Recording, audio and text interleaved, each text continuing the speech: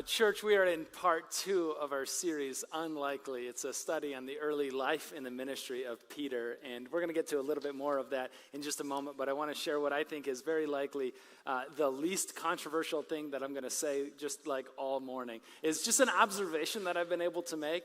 It seems like as our society, as a culture, as a people, as we've gotten more technologically sophisticated, we crave anonymity and privacy that much more. Right? The more technologically sophisticated we get as a culture, the more we love to hide in the background, to lurk in the shadows. The more we crave our own privacy and our own anonymity. I see it all the time, even when I go and I want to go to CVS and I want to buy a pack of gum. It's simple. It should be easy. I got to play this dance with the cashier, and I recognize they have a script that they have to get through, and I have my script that I got to get to. So we just got to get this thing done. Right? Somehow they got to get the receipt to 12 feet long, even though it's just a pack of gum. And so you get up to the front and you're like, I'd like to buy my pack of gum. And they're like, for 13 cents off your purchase today, you could sign up for our rewards program script. And I'm like, no thanks. Would you like to give your phone number, email address for 20 cents off your pack of gum today? It's again, no thank you. For your date of birth, social security number, and the naming rights of your firstborn child, you could get your first pack of gum for free. And it's the more sophisticated technologically our culture gets, it's the more I want to step back and no, my personal information is just that. It's personal, it's private. It makes me crave anonymity. Somebody showed me one time this Venn diagram, you guys, with the circles and the overlapping kind of thing. It's cool, you can look it up. Somebody showed me a Venn diagram of the internet and your privacy, and it was just two circles, not touching whatsoever, just two distant circles. There's no such thing as privacy around the internet, which makes me want that much more, right? It makes me want my anonymity, makes me not want to kind of be out there and be public, that much more. It was a story I was reminded of this sweet woman who was attending a church for the very first time. She was going to this new church, and she shows up, and bless her heart, she's a little bit late, right? So not a lot of seats left. It's fine, though. She goes up to the usher, and she says, young man, just take me right to the front row. I want to sit in the front. And the usher looks at her and says, ma'am, I got to be honest with you, our pastor is so boring. So boring. You do not want to sit you don't want to sit in the front row because then you're going to fall asleep and he's going to be offended and it's going to be embarrassing for everybody. You don't. And she looks at the guy, she looks at the usher and says, do you know who I am? And he goes, no, ma'am, who are you? She goes, I am the pastor's mother. Take me to the front row. And he's ashamed, and embarrassed now, right? And he goes, ma'am, do you know who I am? And she goes, no, who are you? And he goes, good. And he walks away. I mean, privacy and anonymity has its advantages sometimes, doesn't it? If we're honest, sometimes it's a good thing that people don't know exactly who we are. Some people, it's a good thing that people don't know maybe what we've done or maybe what we haven't done that we said we were going to do, right? Anonymity has its advantages at sometimes. And then we're going to read this story in just a minute where Jesus, oh man, just like Jesus does, he pries open these cold-hearted parts of our heart and he says, okay, I recognize that in so many ways anonymity is easier. But he goes, community is better. And that's the story that we're going to see here this morning, that anonymity is easier, but community is better. See, anonymity is the seeds that grow up into loneliness, that grow up into isolation, but community is the seeds that grow up into encouragement and support, yes, even accountability. But in a positive, constructive kind of way. And Jesus is going, I recognize that you want to be anonymous. You want to be private. You don't want to go public with your deeply held convictions. But in a way that I think only Jesus can, and what I believe he's going to do in your heart this morning is to start to crack that a little bit open and to say, I recognize that anonymity is easier, but community, doing life together, especially under the banner of Jesus and grace and love and forgiveness, it's better. So I believe that what Jesus is going to do in your heart is help you take one small step away from being anonymous and towards doing life together in community. But listen, good news, you don't have to go first. Peter already went first. In our series, part 2, Peter Unlikely. And just the concept behind this, I've been wanting to do a series on Peter for a very long time now, and I'm excited that it's finally here. Peter, his early ministry, right, is marked. He's short-tempered. He's quick-fused. He's a fraidy cat at times. He's a lot like us.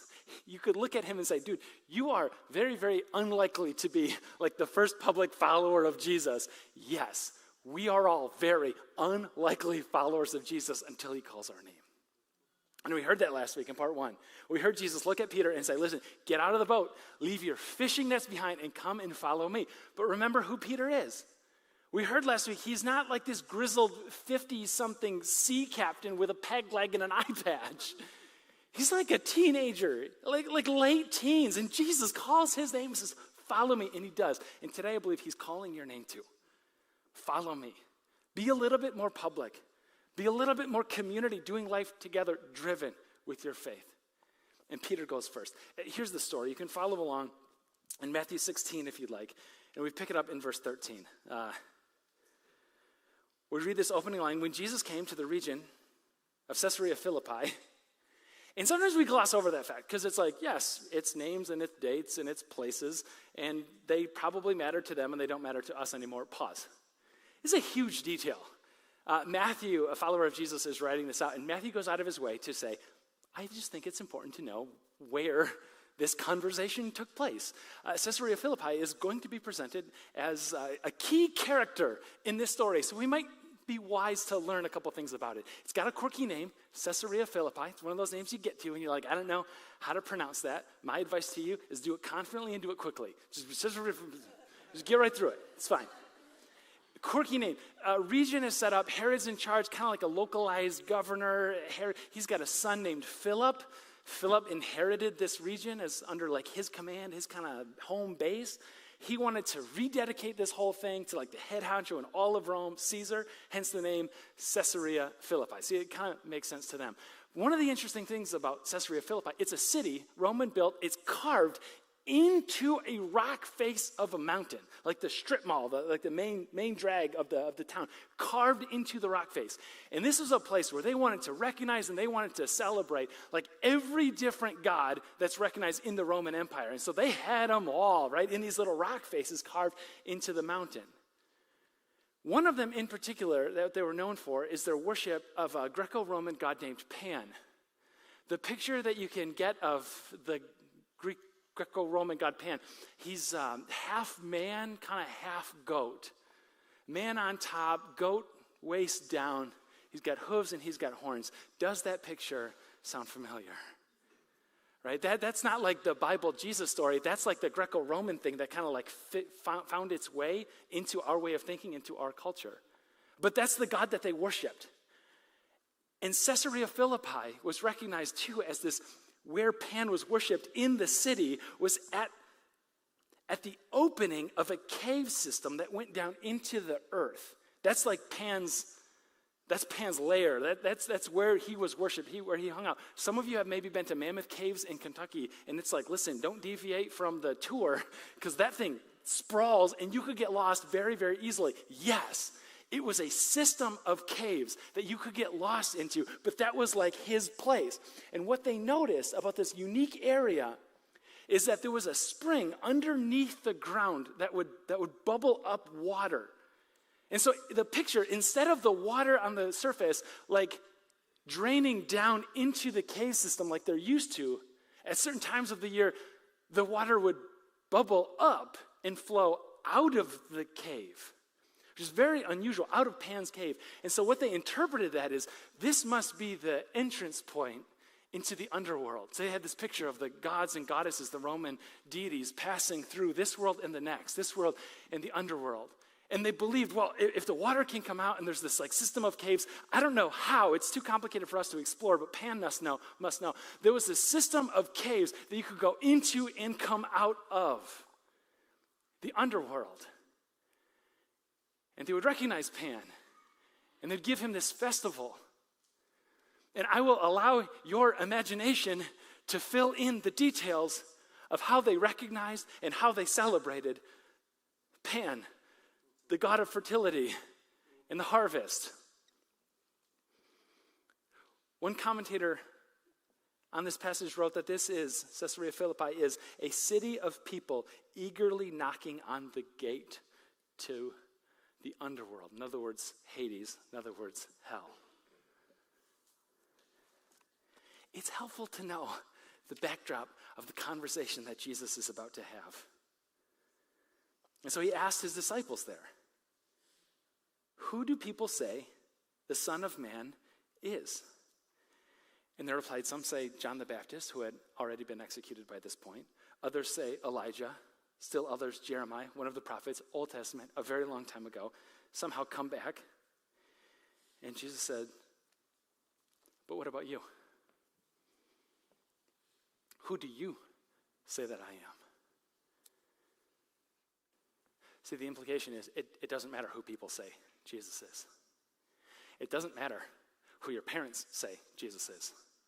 It doesn't matter who your friend group says that Jesus is. It doesn't matter who your girlfriend or your boyfriend says that Jesus is.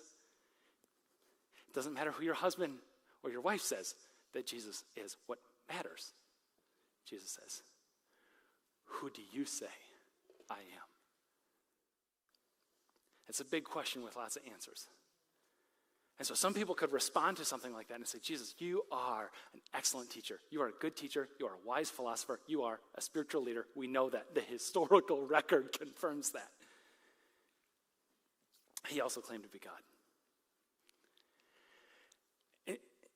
And he claimed to be equal to God so convincingly that a people group, too, the Jews and the Romans, executed him for it.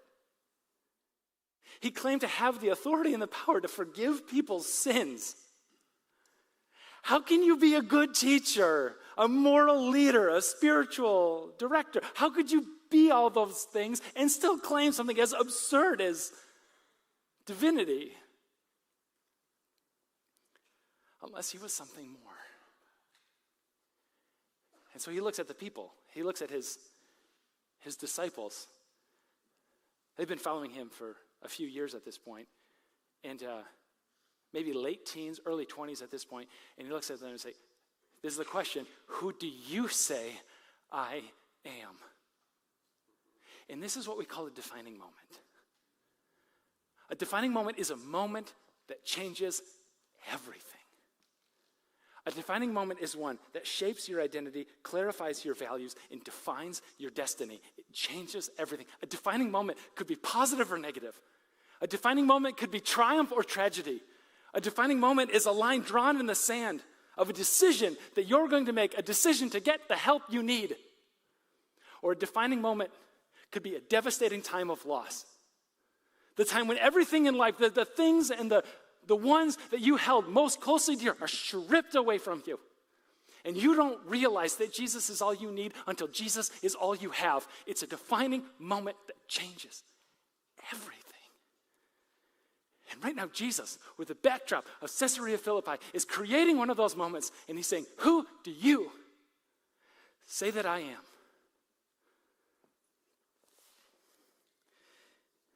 And Simon Peter answered, you are the Messiah, the Son of the living God. And Jesus replied, blessed are you, Simon, son of Jonah. Not that Jonah, it's a different Jonah, it's a common name. For this was revealed to you, not by flesh and blood, but by my Father in heaven. Mark, a different follower of Jesus, records this story, and he puts the story right after the healing of a blind man, because Peter was instrumental in the writing of Mark, and so Peter's like, hey, listen, put my story like after his story, because just like Jesus opened up the eyes of the blind, he opened up my heart to see who he really was. And Jesus responds to him again. He goes, verse 18, I tell you that you are Peter, and on this rock I'll build my church, and the gates of Hades will not overcome it. There's a lot going on in this one little verse. We could do a whole thing. Just one little verse. We will move on, but I gotta point this out because it's so good. I'll tell you that you are Peter, The you-are Greek word there written down as Petros, and on this rock, Greek word there is Petra, right? Peter means the rock. Jesus is making a play on words. He's making a pun, which I love, like as a dad, instrumental in the formation and in my theology of my ecclesiology. That's fancy, right? At the core of the whole thing is a dad joke that he's making. Like, come on now, I was destined for this. It's like asking the question, why can't you hear a pterodactyl go to the bathroom? The P is silent. Oh, it's so good. It's so good. It's like earlier this week I told Joe Hayes, the location pastor, location pastor at Fulton Heights, shout out. He found out earlier that I was a remarkably bad electrician. He was shocked. Shocked, you guys. I could do this all day. However, just like an elevator, this verse works on so many levels. I think we found rock bottom. Peter, on this rock. Okay, so Jesus is obviously, bring it down, guys. Bring it down. Come on, eyes up here. Let's go. We got work to do. Jesus is looking at Peter, and he's Simon Peter, and he goes, no, you're Peter. On this rock, I'm going to build my church. But keep in mind, it's Peter, it's the rock thing, it's good. You're the foundation. I'm going to build my church. Come back to that. He's also, remember, in the background, right behind him, is like shops of every Roman deity lined up and carved in the rock face, right? Like Jesus is genius. He knows what he's doing. You really should consider following him. He's that good. But he's creating this whole picture, and he's going, on this rock. Like the big question in this one for us to figure out is, what does he mean by rock? Is he just talking about Peter? Some people have interpreted it. Peter is the rock, so he's like the first church leader. He's the guy, right? He's like the pope, and we're going to fall in line under that. Other people said, no, it's his confession of faith. It's like going public. No, you are the Messiah. I recognize anonymity is easier, community is better. And Peter goes out, and he goes public with it, and he's going, you are the Messiah, and there's this confession of faith. What is it? Is it a confession of faith like that? Is it Peter the person? I want to say both, right? And Jesus is looking at him, and I think also in a more kind of pragmatic way for each one of us, he's looking at every single one of us, and he's going, and it's a foundation like you. Because Peter was short-tempered. Peter was impulsive. Peter was afraid. Peter had a huge moral failing. And Jesus looks at a guy like that and goes, you know what, I can work with that.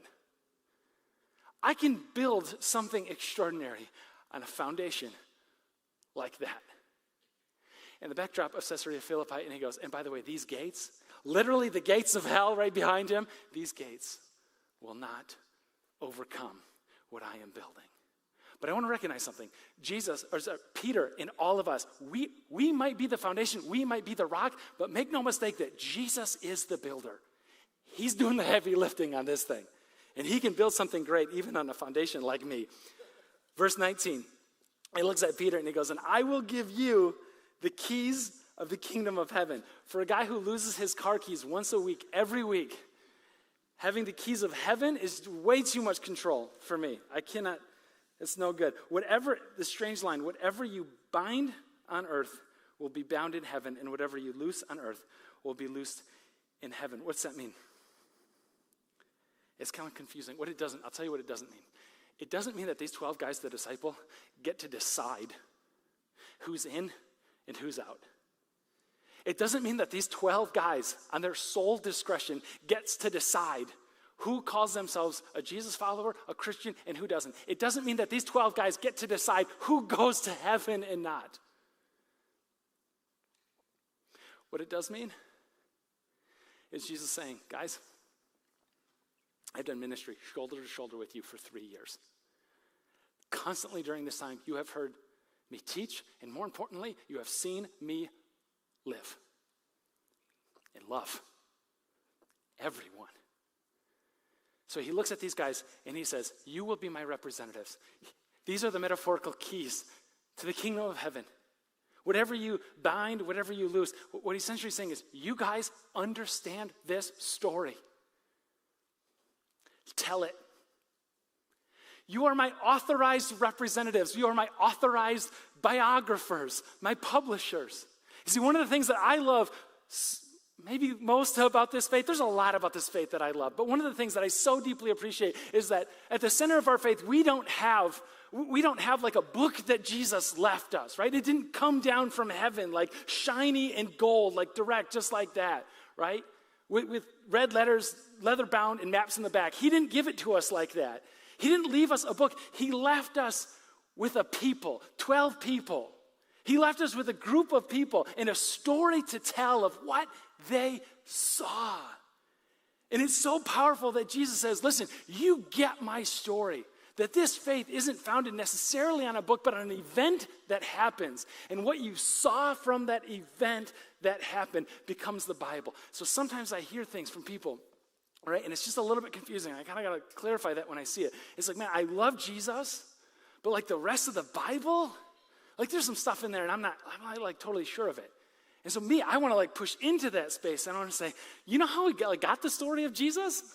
Like it's those people that wrote down what they saw, right? Is it Jesus? We don't have anything that he actually wrote, but it's those very first followers of him wrote down everything that they saw and all the events in history that happened. And they wrote down those stories. And they also wrote down what God kept on doing. And they wrote down what they learned from living with Jesus.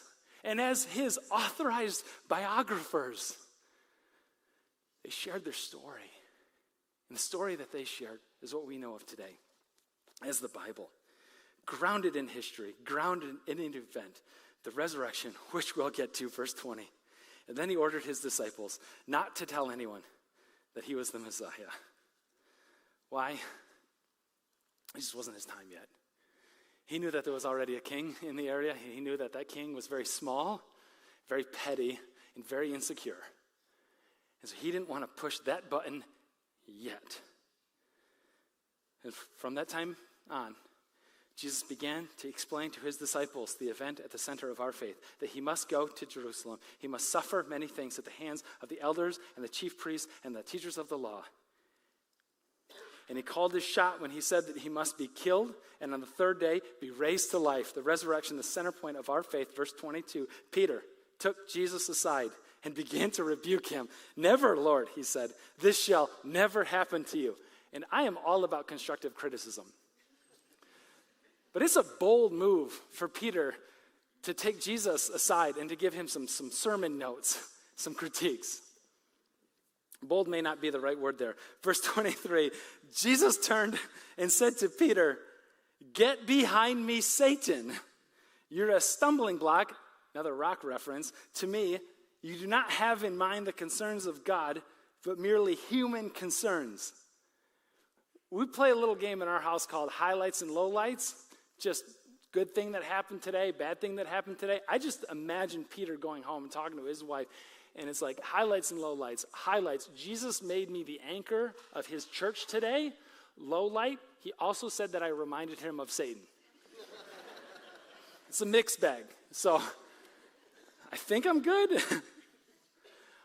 This is one of the stories, like, right, we keep saying it again. It's a story that's grounded in history. It's grounded in event. Right? As Peter is going to like take the reins on becoming kind of the de facto like leader after Jesus of the church movement after the resurrection and the ascension of Jesus, why would you include a story like this at the centerpiece? Like, why would you say that Jesus reminded you of Satan when you're trying to get yourself some credibility, other than the fact that it just happened? Peter's like, this does not do much for my stock at all, but I'm just telling it to you because like it happened. And this whole thing is just built on things that just happened. And sometimes it's beyond our comprehension, but that's just what it is. It happened. In verse 24, Jesus said to his disciples, who wants to be my disciple must deny themselves, take up their cross, and follow me.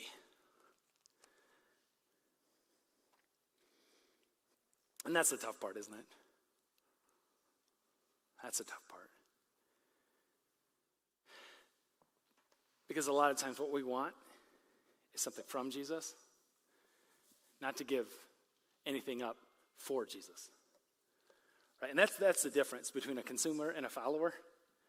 That Jesus is pointing out, and he's going, hey, listen, the difference between consuming I want some joy and I want some love from Jesus. I want a stable life and a family, maybe a church family that cares about me and supports me. I want something from Jesus. That's a consumer. And he's pointing out, yeah, but to be my follower, you have to deny yourself, take up your cross.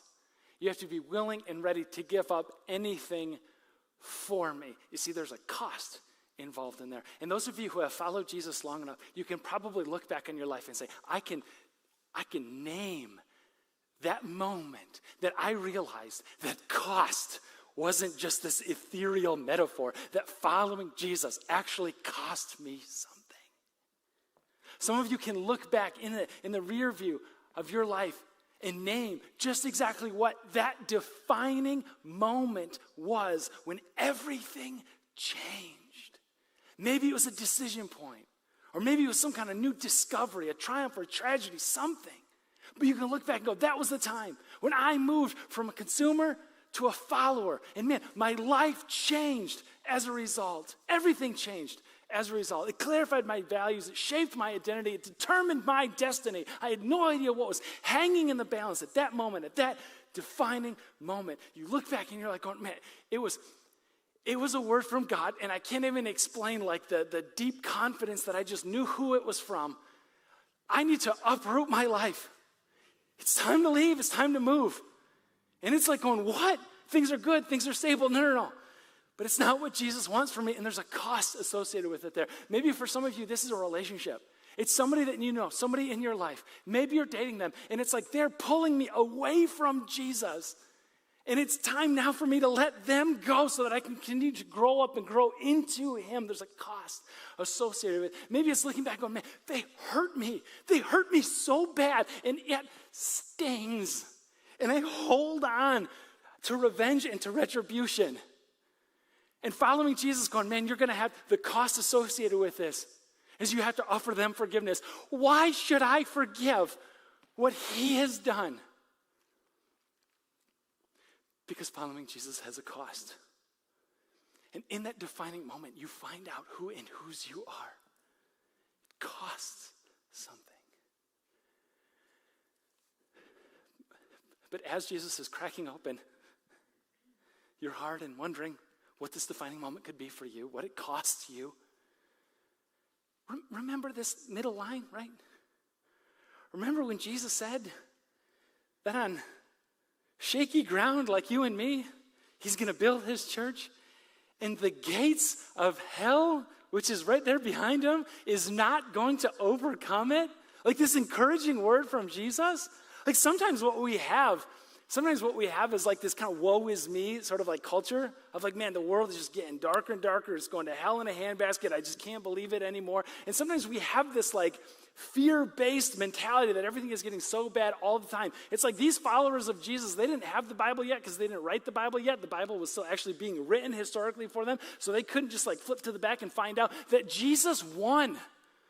Like my encouragement for you guys as we go forward out of this place is like, yeah, the world's a dark place at times and bad things are happening. But listen, don't forget who is standing in the winner's circle at the end. Like act like you've been here before, right? Like there is some level of contentment and joy that we can derive from the fact that Jesus said, listen, the gates of hell are never going to win. Not then, not now, not ever.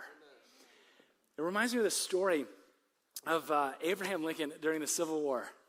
And he's having a meeting, a cabinet meeting with some of his people, and some of his generals were there. And one of the general pipes in, he goes, oh, Mr. President, I have fantastic news. We have driven the enemy back into Richmond, into Virginia, and we have retaken our territory. The enemy is no longer in our territory. And Abraham Lincoln, the president at the time, goes, when are you guys going to learn? There's one country, it's the United States. There's not north and south. The whole country is our territory. That's what we're fighting for. In the same way, it's like Jesus is going, man, we settle for so much less, right? Like he'll just build like a person here or there. Like he'll just build maybe a story or a faith here or there. And Jesus is going, man, the whole world is mine. For God so loved the whole world. He's holding in his hand. He's going, every square inch, every part of this thing is mine. It belongs to me. Church, act like you've been here before. And now, under the canopy of victory, I think the specific cost that he's asking out of this passage, like Peter, is to take one step away from anonymity and one step towards community. Because anonymity is easier, but community is better. And for some of you, what that looks like, honestly, is just coming to church next week. Like twice in a row. It's never happened before, and this is the one, Others of you are going, man, no. Like I'm in, but what's in front of me is like, I got to talk to my neighbor. I got to get one of those cards. I got to go over to my one, somebody that I want to come into this relationship with Jesus, who want to know him, see him as I do, and I'm going to invite them to Easter. Some of you, it's no longer just watching the events on the field, but it's actually getting into the game by joining a serving team. It's so much more fun that way. And for some of you on Easter Sunday, it's baptism weekend. And it's time to go public with your faith, to show the world that you've been raised with Christ, to declare, you are the Messiah, the Son of the living God. Jesus has opened up my eyes. And this is what one courageous person named Madeline has done, and what we are going to recognize. So Madeline, I invite you to come forward onto the stage. And what Madeline is going to do, really, at its core, is show the world that she's been raised with Christ.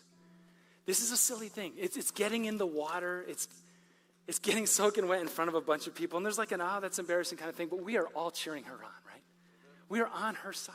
And we're with her. Because this baptism, anonymity is easier, community is better. This is all of us as a people joining shoulder to shoulder and saying, yes, he lives.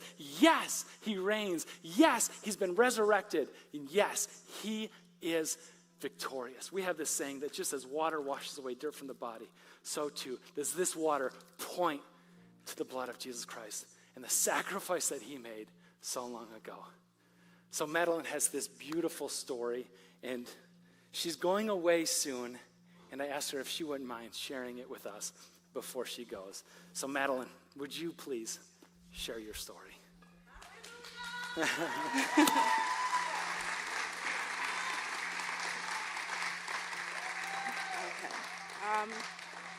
So my walk with Jesus has been one that's filled with ups and downs. Being in school, I did not really prioritize my relationship with the Lord. I didn't even take the time to worship him or even thank him for the simple things. Then, unfortunately, I experienced a traumatic event, and I lived with shame.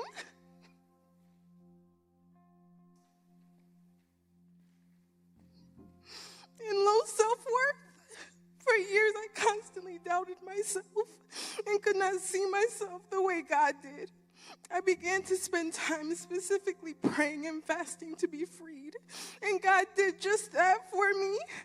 I worked through therapy and shared with my family what I have faced, which added to my freedom and deliverance. I want to dedicate my life to him today so that he can freely use me to push the kingdom forward and allow him to be the source of my strength, joy, and peace.